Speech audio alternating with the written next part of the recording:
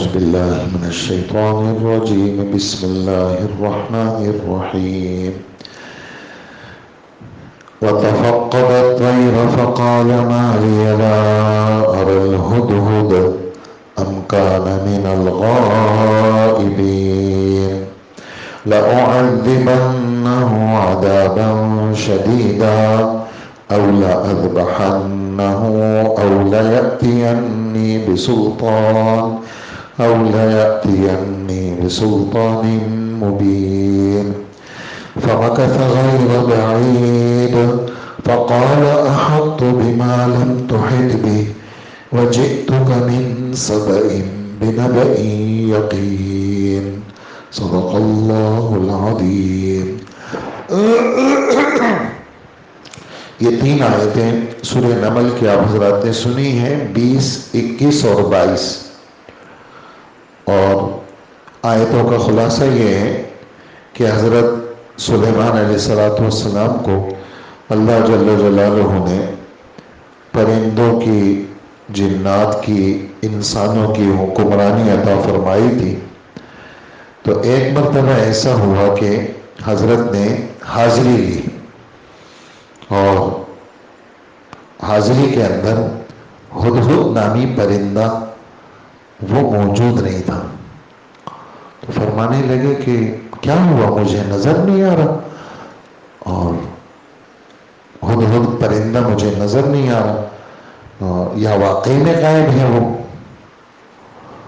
تو تھوڑی دیر اور جو ہے وہ اگر بعد میں اگر آیا، اس وقت محفل میں نہیں ہے تو میں سخت سزا دوں گا، اور اگر یا تو میرے سامنے وہ کوئی پکی بات پیش کرے یا ذبح کر دوں گا اس کو. اگر کوئی بات اس نے پیش نہیں کی تو ذبح کر دوں گا. تھوڑی دیر گزری تھی کہ وہ آ گیا. کہاں تھے تم؟ کہا کہ میں آپ کے پاس ایک خبر لے کے آیا ہوں جو آپ کو بھی پتہ نہیں ہے. وہ خبر ایسی ہے کہ میں یمن کا علاقہ ہے سبا، معارب بھی اس کا نام ہے، اور یمن کے اندر جو دارالحکومت ہے صنعاء، اس سے قریب فاصلہ ہے 100 کلومیٹر کے اندر. وہاں سے میں آپ کے پاس ایک بڑی زبردست خبر لے کے آیا ہوں. وہ کیا خبر ہے؟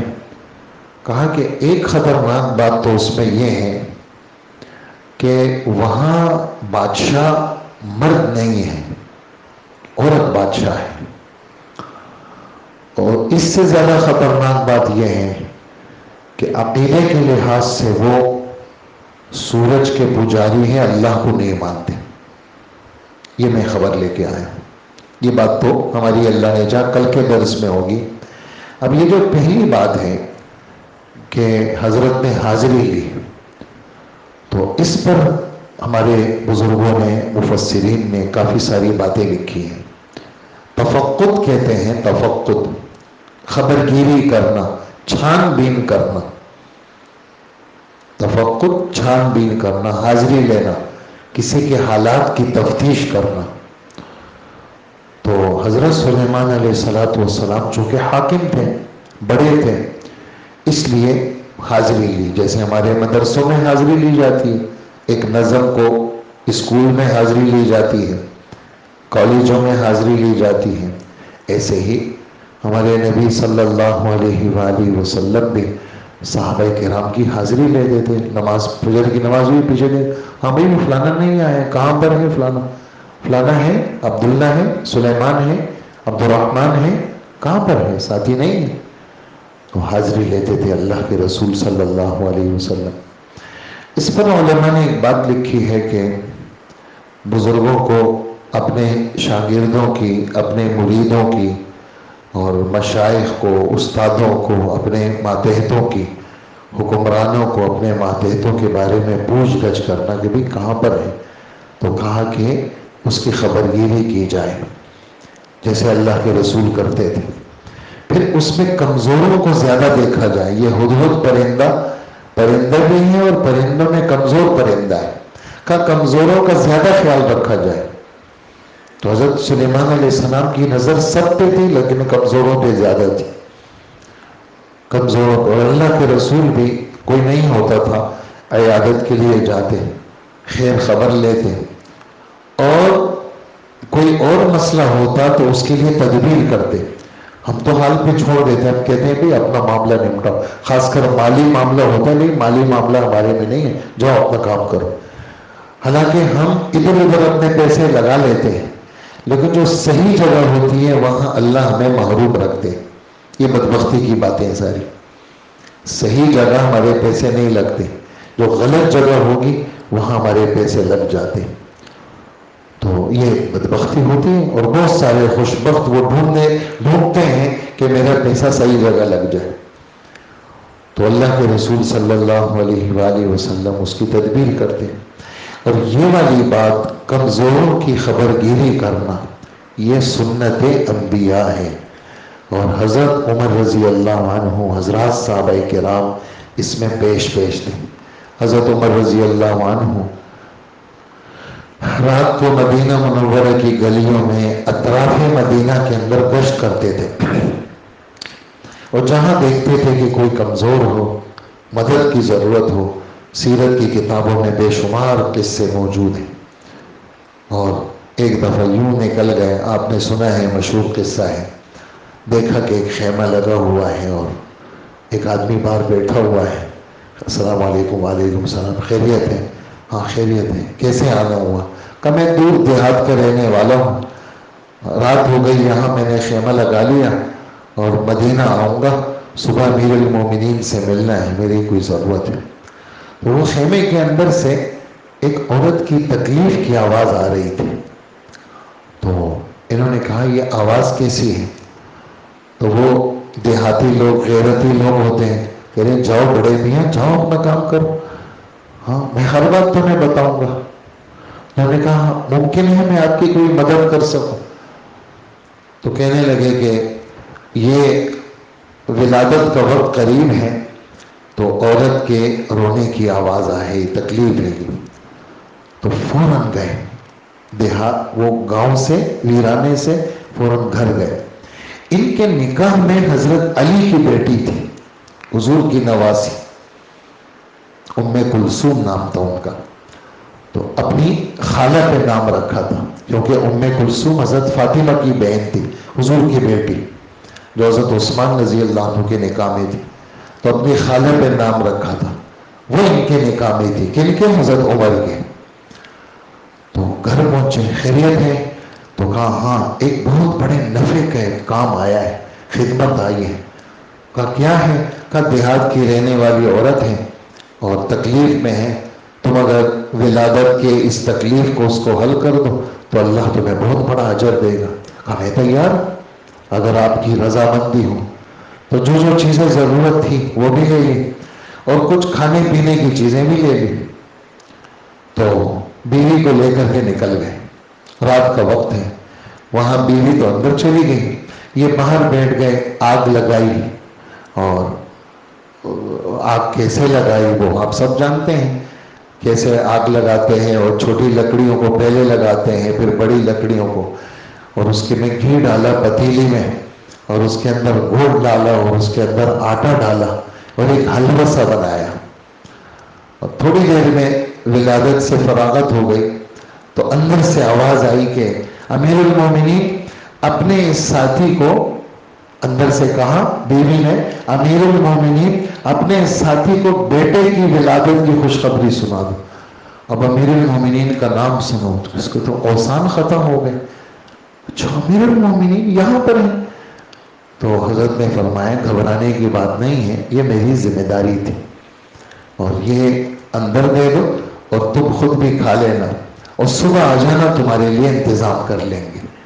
تو اس طرح لوگوں کے خیال رکھنا اور لوگوں کے دکھ درد میں کام آنا، یہ سنت انبیاء بھی ہیں. اور سنت انبیاء کو صحابہ نے نافذ کیا. اس کے بعد سے آج تک زمین اور آسمان نے، یہ مفتی صاحب کے الفاظ ہیں معرف القرآن میں، اس کے بعد سے آج تک زمین اور آسمان نے ایسے عدل و انصاف کے نظارے نہیں دیکھے. ہاں دنیا ترس کے، غیر مسلم تھے، اپنے تھے، پرائے تھے، سب صحابہ کے گرویدے تھے، سب ان سے محبت کرتے تھے۔ یہ تو بعد میں بدماشیاں ہو گئیں اور بعد میں لوگوں نے پتہ نہیں کیا کیا باتیں کی، ورنہ صحابہ اللہ اکبر، جن کے لیے خدا نے کہا میں ان سے راضی ہوں، تو آپ خود اندازہ لگائیں وہ کیسے لوگ ہوں گے، اور جن کی صحبت، جن کو حضور کی صحبت ملی وہ کیسے لوگ ہوں گے۔ تو اس طرح کمزوروں کی خبر گیری کرنا یہ سنت انبیاء بھی ہے اور یہ سنت صحابہ بھی ہے، اس چیز کو صحابہ نے نافذ کیا۔ ہم آپ جتنے یہاں بیٹھے ہیں ہم بھی نیت کریں، اللہ نے جو ہمیں دیا ہے، اللہ پاک ہمارے مال میں، ہمارے مالوں کو اللہ صحیح جگہ لگائے۔ اس وقت پیسہ موجود ہے لیکن پتہ نہیں کہاں کہاں لگ رہے ہیں، اڑتا رہتے ہیں، کروڑوں روپے یوں ادھر ادھر ہو جاتے ہیں اور پتہ نہیں کہاں کہاں لگ جاتے ہیں۔ بالکل ایسا ہے جیسے پیسے لیے اس کو ندی میں پھینک دیا، ایک رتی برابر بھی ان پیسوں کا فائدہ نہیں ہوتا۔ تو ایک تو یہ بات سامنے آئی، کمزوروں کی خبر گیری کرنا۔ دوسری بات یہ کہ حضرت جب دیکھا کہ ہدہد پرندہ نہیں ہے تو یہ نہیں کہا کہاں مر گیا وہ، جیسے ہمارا کوئی بندہ نہیں ہوتا نا، کہاں مر گیا ادھر، کہنے کہ میں مان لیا لا ارل، مجھے کیا ہوا کہ میں نہیں دیکھ پا رہا ہوں۔ اس پر ایک نقطہ لکھا ہے کہ اب قصور کو اپنی طرف متوجہ کرنا، قصور کو اپنی طرف متوجہ کرنا کہ یہ پرندوں پر حکومت نعمت ہے، یہ نعمت نظر نہیں آ رہی ہے، یہ میرے گناہوں کا نتیجہ ہے۔ علماء لکھتے ہیں یہاں پر ایک عجیب بات لکھتے ہیں، وہ کہتے ہیں مشائخ کا یہ معمول ہے کیا، اذا فقدوا اعمالهم تفقدوا اعمالهم، جب وہ اپنی امیدوں کو گم پاتے ہیں، امید پوری نہیں ہوتی تو ان کی نظر عمل پہ جاتی ہے۔ کوئی گڑبڑ ہے تمہارے اندر، تمہارے گڑبڑ کی وجہ سے یہ مسئلہ ہو رہا ہے۔ حضرت علی رضی اللہ عنہ فرماتے ہیں کہ جب میں سواری پہ بیٹھتا ہوں اور سواری اچھلتی ہے تو میں کہتا ہوں کہ علی کوئی گڑبڑ کی ہے تو نے، جبھی تو یہ سواری ادھر ادھر ہو رہی ہے، اگر تو صحیح ہوتا نا تیری سواری صحیح ہوتی۔ تو نسبت بزرگ اپنی طرف کرتے، مجھے کیا ہوا اور یہ نظر نہیں آ رہا مجھے، تو کہا کہ اپنے آپ کو دیکھے آدمی کہ بھئی میری کسی کوتاہی کی وجہ سے یہ گڑبڑ ہو گئی، اس وجہ سے یہ نسبت اپنی طرف کر لی۔ اور پھر کہا کہ اچھا جب غور سے دیکھا کہ وہ تو واقعی نہیں ہے، اچھا نہیں ہے تو پھر تو اب تو اس کی خیر نہیں ہے، اب تو میں اس کو چھوڑوں گا نہیں، میں تو اس کو سزا دوں گا اور سخت سزا دوں گا۔ اس پر یہ بات لکھی ہے کہ جو یعنی جانور تمہاری خدمت کرتے ہیں، کچھ جانور تو ایسے ہیں جس کو ذبح تم کرتے ہو، اس کا تم گوشت استعمال کرتے ہو، اس کی کھالیں استعمال کرتے ہو، وہ تو تمہاری خدمت میں۔ کچھ جانور ایسے ہیں جو تمہارے کام کاج کرتے ہیں، جیسے بیل ہے اس سے ہل چلاتے ہو، گھوڑا ہے اس پہ سواری کرتے ہو، گدھا ہے اس پہ سواری کرتے ہو، یہ جو جانور ہیں تو کہا کہ یہ جانور اگر کاموں میں سستی کریں تو کہا کہ ان کاموں کے اندر سستی کرنے والے جانوروں کو مناسب سزا دے سکتے ہیں، مناسب سزا ان جانوروں کو دے سکتے ہیں۔ ایسا نہیں ہے کہ آپ اس کو سزا نہیں دے سکتے، اس سے ہٹ کر کے جو جانور تمہاری خدمت میں نہیں ہے، جو جانور تمہاری خدمت میں نہیں ہے ان کو سزا دینے کی کیا ہے، وہ اجازت نہیں ہے تمہیں۔ اسی طرح ایک بات یہ بھی ہے کہ یہ ہدہد پرندے کے بارے میں عجیب بات حضرت عبداللہ ابن عباس رضی اللہ عنہما کی نقل کی ہے کہ حضرت عبداللہ ابن عباس رضی اللہ عنہما فرماتے ہیں یہ جو ہدہد پرندہ ہے تو بہت کمزور، لیکن اللہ جل جلالہ نے یہ جو حضرت سلیمان علیہ السلام ہدہد نظر نہیں آ رہا، انہوں نے ایک جگہ پڑاؤ ڈالا حضرت سلیمان علیہ السلام کے لشکر نے۔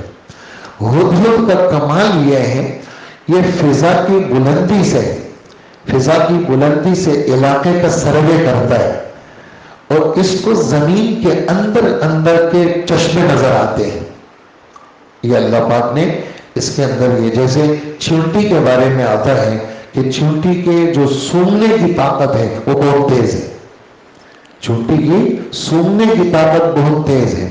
اور چونٹی کی ہوشیاری دیکھیں آپ کہ چونٹی کیا کرتی ہے, جب اس کے باجرہ اگر اس کے پلے پڑ جائے اس کو, تو وہ باجرے کو پورا اپنے بل میں نہیں رکھتی, بلکہ کیا کرتی ہے باجرے کا ٹکڑا کر دیتی ہے تاکہ یہ باجرہ اگ نہ سکے.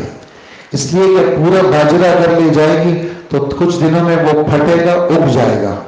تو چونٹی کو اللہ نے یہ صلاحیت دی ہے کہ وہ باجرے کو کیا کرتی ہے, ٹکڑے کر دیتی ہے, اور وہ تاکہ وہ اگے نہیں. گندم کا دانہ, چاول کا دانہ, جو دانے اگ سکتے ہیں چونٹی کیا کر دیتی ہے, اس کو ٹکڑے ٹکڑے کر کے اپنے پاس اسٹاک کرتی ہے. اسی طرح حضرت عبداللہ ابن عباس, امام شافعی رحمۃ اللہ علیہ کا قول نقل کیا کہ پرندوں میں یعنی جو حلال پرندے ہیں اس میں ہوشیار اور سمجھدار پرندہ وہ کبوتر کا ذکر کیا ہے. کہا کہ یہ کبوتر یہ ہوشیار پرندے حلال پرندوں میں, ورنہ تو کوے کی ہوشیاری بہت زیادہ مشہور ہے. تو ہدہد کے بارے میں یہ ہے کہ یہ فضا سے زمین کو دیکھتا ہے کہ بھئی کہاں پانی. حضرت سلیمان علیہ السلام نے کہا بھئی ہدہد کہاں ہے. ہم یہاں پڑاؤ ڈال چکے ہیں تاکہ یہ ہدہد دیکھیں پانی کہاں پر ہے, تو یہ نشاندہی کرے گا پانی کی جگہ کی. پھر میں جنات کو کہوں گا وہ زمین کو کھودیں گے تو ہماری ضرورت پانی کی پوری ہو جائے گی. اس پر حضرت عبداللہ ابن عباس رضی اللہ عنہ ایک عجیب بات فرماتے ہیں. وہ فرماتے ہیں دیکھو فضا سے زمین کو دیکھتا ہے اور زمین کے نیچے کا پانی اس کو نظر آ جاتا ہے, لیکن یہی ہدہد پرندہ اس کو یہ بچھا ہوا جال نظر نہیں آتا. جب شکاری جال بچھاتا ہے تو ہدہد اس میں پھنس جاتا ہے. تو اس میں یہ نقطہ لکھا ہے کہ دیکھو ایک چیز وہ زمین کے نیچے وہ دیکھ لیتا ہے, لیکن جب اللہ کی تقدیر نافذ ہونے کو آتی ہے تو بچھا ہوا سامنے جال بھی اس کی آنکھوں سے اوجھل ہو جاتا ہے, اور اللہ جل جلالہ کی تقدیر کیا ہو جاتی ہے, نافذ ہو جاتی ہے. بہت سارے لوگ کہتے ہیں ہم پرہیز کرتے ہیں, ورزش کرتے ہیں, یہ کرتے ہو, مجھے یہ بیماری کیوں ہوئی. تو یہ کیوں کا جملہ خدا پہ اعتراض ہے, یہ جملہ اچھا نہیں ہے. بلکہ آدمی کیا کرے, نسبت اللہ کی طرف سے کرے, وہی ایک چیز اللہ نے کی ہے, بس اللہ کے اس میں تھا یہ. بھئی میں تو ورزش کرتا ہوں, میں یہ بھی کرتا ہوں, میں فلانی ورزش بھی کرتا ہوں, فلانی بھی کرتا ہوں, ورزشوں کے نام ہے, وہ یہ بھی کرتا, مجھے یہ بیماری ہوئی کیوں. تو آدمی فوراً کہے یہ میرے مقدر میں تھا, مجھے یہ والی تکلیف آنی تھی, اللہ کی تقدیر کو نافذ ہونا تھا, اس وجہ سے یہ تکلیف مجھے ہو گئی. ایک بات تو ہدہد کے بارے میں یہ, اور ایک بات یہ لکھی ہے کہ ہدہد میرے پاس واضح کوئی عذر لے کے آئے کہ یہ موجود کیوں نہیں ہے. اس پر ایک بات لکھی ہے کہ حکمران بڑے اور جو کسی جگہ کے منتظم ہوں, دکان کے مالک ہوں, ماتحت میں لوگ ہیں, مدرسے کے بڑے ہوں, ماتحت میں اساتذہ ہیں, فیکٹری کے بڑے ہوں, ماتحت میں مزدور ہوں, حکومت کے بڑے ہوں, ماتحت میں اس کے کلرک ہیں اور مختلف قسم کے اسٹاف ہیں. تو کہا کہ اسٹاف اگر کوئی معقول عذر پیش کرے تو اور سمجھ میں بھی آئے, دلیل بھی ہو, پختہ بھی ہو, اور جس کو یہ لوگ کہتے ہیں جی جینوئن کیس ہے, جی بالکل سچ ہے بالکل سامنے, تو اگر کوئی ایسی سچی بات کوئی سامنے آ جائے تو کہا کہ بھئی اس کے عذر کو قبول کیا جائے. ہاں, ایسا نہ ہو کہ جی میں تو آپ کی کسی صورت میں سنوں گا ہی نہیں, آپ جتنی سچی بات کہیں میں نہیں سنوں گا. تو اس طرح یہ والی چیزیں یہ شریعت کا حصہ نہیں ہے, یہ کافروں کی باتیں ہیں جو کسی کا عذر نہیں سنے. عذر کو مسلمان, والعذر عند کرام الناس مقبول, یہ شاعر کا ایک قول ہے, وہ کہتے ہیں عذر جو ہے معزز لوگوں کے ہاں عذر کیا ہے, اس کو قبول کیا جاتا ہے. تو اگر کوئی واقعی عذر ہے تو عذر اس نے پیش کر لیا تو اس کو قبول کیا جائے, خواہ کسی کو ستایا نہ جائے, اس کو تکلیف دینا کہ بھئی میں تمہارا بڑا ہوں, تم نے پوچھا کیوں نہیں, اور اس کے ساتھ احتجاجاً کوئی ایسی حرکت کرنا اس کی شریعت اجازت نہیں دیتی. دعائیں ہو گئی. تو آخری آیت یہ ہے کہ جب تھوڑی دیر گزری ہدہد آ گیا اور اب کہنے لگا آپ کو پتہ ہے میرے پاس وہ علم ہے جو آپ کے پاس نہیں ہے. تو اس میں دو باتیں ہیں. ایک بات یہ ہے کہ انبیاء علیہم السلام عالم الغیب نہیں ہے. غیب کس کو کہتے ہیں؟ جس کے پاس ذاتی علم ہو. عالم الغیب میں دو باتیں ہیں. نمبر ایک اس کا علم ذاتی ہو، کسی نے دیا نہ ہو. نمبر دو اس کا علم تمام زمانوں کو گھیرا ہوا ہو. تو یہ بات صرف اللہ کے پاس ہے، کسی کے پاس نہیں ہے. تو آپ کے پاس جو بات مجھے پتہ ہے وہ آپ کو پتہ ہی نہیں ہے. جیسے حضور صلی اللہ علیہ وآلہ وسلم حضرت عائشہ سفر میں ہیں اور حضرت عائشہ دیر ہو گئی، صحابہ بھی ڈھونڈ رہے ہیں کیا ہو گیا عائشہ کا ہار ہو گیا جی، اور نماز بھی وہ ہو گئی، قضا ہونے کے قریب ہے، کیا کریں؟ تیمم کی آیت اتر گئی. پورے مجمع نے 1000-1500 مجمع نے تیمم کر لیا اور سب نے فجر کی نماز تیمم سے پڑھ لی کہ یہ حضرت عائشہ کا ہار ہو گیا. اب وہ جو جانور اٹھا وہ اس کے نیچے تھا. تو اگر اللہ کے رسول عالم الغیب ہوتے تو اللہ کے رسول کہہ دیتے بھئی یہ اونٹ کے نیچے ہے. لیکن اللہ کے رسول کو وہ اونٹ کے نیچے والا جو ہار تھا وہ بھی پتہ نہیں چلا. معلوم یہ ہوا کہ علم غیب صرف کس کے پاس ہے؟ وہ اللہ کے پاس ہے، نبی کے پاس بھی نہیں ہے. اور یہ نبی کے شان میں گستاخی نہیں ہے. گستاخی کچھ اور ہوتی ہے، گستاخی کچھ اور ہوتی ہے، یہ گستاخی نہیں ہے. یہ تو اصولی باتیں ہیں ساری. اور دوسری بات یہ ہے کہ اس طرح مخاطب ہونا کہ آپ کو پتہ ہی نہیں ہے مجھے پتہ ہے، تو یہ جملہ کہا کہ اپنے بڑوں کے سامنے یا والد کے سامنے، استاد کے سامنے اس طرح آدمی کوئی جملہ کہہ سکتا ہے؟ تو کہا کہ نہیں کہہ سکتا. ہدہد کے اس واقعے کو بنیاد بنا کر کے اس طرح بڑوں کے سامنے کہ آپ کو تو پتہ ہی نہیں ہے مجھے پتہ ہے. ابا آپ کیا جانتے ہیں؟ آپ کو تو پتہ نہیں، آپ تو پرانے زمانے کے آدمی ہیں، اب تو نیا زمانہ آ گیا. تو یہ جملہ بزرگوں کو نہیں کہہ سکتے. اچھا ہدہد نے کیوں کہا؟ ہدہد نے اس لیے کہا کہ اس کی جان کو خطرہ تھا. حضرت سلیمان علیہ السلام نے فرمایا کہ میں تو یا تو ماروں گا اس کو یا میں اس کو ذبح کر دوں گا. اس وجہ سے انہوں نے اپنی بات کو مضبوط کرنے کے لیے اس طرح کا جملہ کہا. اور اگر ادب کے ساتھ اپنے بڑوں کے سامنے ادب کے ساتھ ڈٹ کر کے آدمی اپنے عذر کو پیش کرے تو کہا اس کی گنجائش ہے، لیکن ادب کے ساتھ. جیسے میں آپ کو ایک قصہ سناؤں، اس میں حضرت ابو ہریرہ رضی اللہ عنہ فرماتے ہیں کہ اللہ کے رسول ہم سب بیٹھے ہوئے تھے، اچانک اللہ کے رسول اٹھ گئے. کافی دیر ہو گئی حضور تشریف نہیں لائے، تو ہم گھبرا گئے اس لیے کہ باہر کا ماحول اچھا نہیں تھا. دہشت گرد پھر رہے تھے، یہودی بدبخت، وہ کسی موقع پاتے اور حضور کو نقصان پہنچاتے. تو میں اٹھ گیا، صحابہ بھی پریشان ہو گئے. تو باہر جب میں نکلا، جس جگہ ہم بیٹھے ہوئے تھے مسجد میں، باہر نکلا تو مجھے سمجھ میں نہیں آیا. ایک باغ ہے لیکن چاروں طرف دیوار ہے. اب گھبراہٹ میں دیوار کا دروازے کا پتہ نہیں چل رہا کہ دروازہ اس باغ کا کہاں ہے. تو ایک نالا پانی کا جا رہا تھا اندر، تو میں یوں سکڑ گیا اور نالے کے اندر گھس گیا اور اندر گیا تو باغ میں پہنچ گیا. باغ میں پہنچ گیا تو اتنے میں دیکھا حضور بھی وہاں موجود ہے. کیا ہوا ابو ہریرہ؟ میں نے کہا حضرت آپ بیٹھے ہوئے تھے اور آپ چلے گئے، ہم سمجھے کہ آپ بس تھوڑی دیر میں آ رہے ہیں، تو ہم تو گھبرا گئے کہ آپ کہاں چلے گئے. تو پھر کہا کہ ساتھی بھی پریشان ہو گئے، ہمیں ڈر لگا کہ کہیں آپ کو کوئی تکلیف نہ دے. ابو ہریرہ یہ میرے چپل لو اور اس باغ کے باہر تمہیں جو بھی ملے اور کلمہ شہادت کی دل کے یقین کے ساتھ گواہی دے، اس کو کہو کہ تم جنت میں جاؤ گے، تم جنتی ہو، کلمہ شہادت کی وجہ سے تم جنتی ہو. حضرت ابو ہریرہ کہتے ہیں میں نے چپل لیے اور میں باہر نکلا.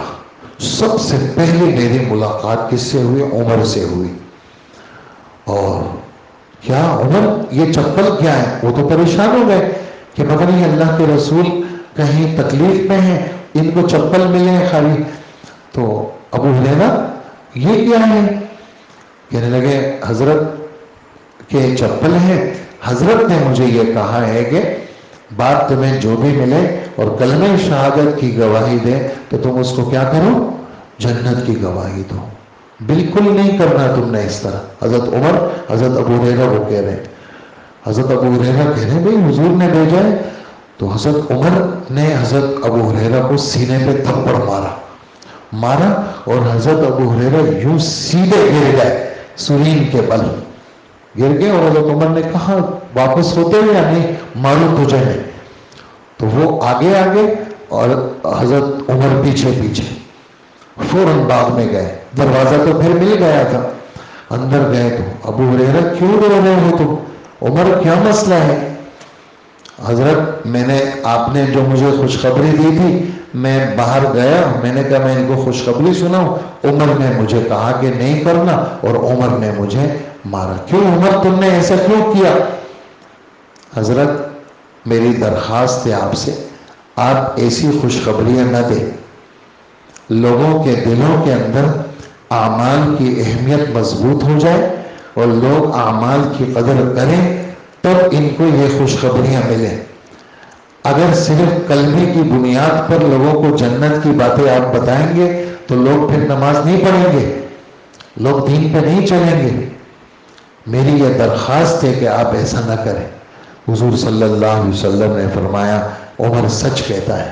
ٹھیک ہے کہ اس طرح ابو ہریرہ اس طرح کی خوشخبری مت دو. جب لوگوں کے دلوں میں عمل کی حیثیت بیٹھ جائے تب جا کر کے یہ خوشخبری دو. اب یہ والی بات کہ جی عمر کون ہوتے ہیں؟ عمر کون ہے؟ عمر استاد ہیں. ابو ہریرہ 7 ہجری کو آئے ہیں. عمر نے مکہ میں 40ویں آدمی ہیں. عمر کی حیثیت بڑی ہے، استاد کی ہے، والد کی حیثیت ہے. اور والد اپنے بچوں کو، استاد اپنے شاگردوں کو، شیخ اپنے مریدوں کو ڈانٹ بھی سکتا ہے، مار بھی سکتا ہے، ان کی تربیت کر سکتا ہے. تو عمر کی حیثیت چھوٹی موٹی حیثیت نہیں، عمر بہت بڑی حیثیت کے مالک ہیں. اور اس طرح کی بات ادب کے درجے میں نبی کے سامنے پیش کرنا، اس میں کسی قسم کا کوئی مذائقہ نہیں ہے. ادب کے ساتھ حضرت عمر نے یہ بات پیش کی تو انہوں نے مان لی. تو اگر کوئی ادب کے ساتھ اپنا عذر پیش کرے تو اس کی اجازت ہے. یہ ہے ان 3 آیتوں کا خلاصہ. کل اللہ نے چاہا سجدے تک اس کو پڑھ لیں گے اور پھر اس کے بعد اس کا ترجمہ کر لیں گے. وصلی اللہ وسلم علی نبینا محمد.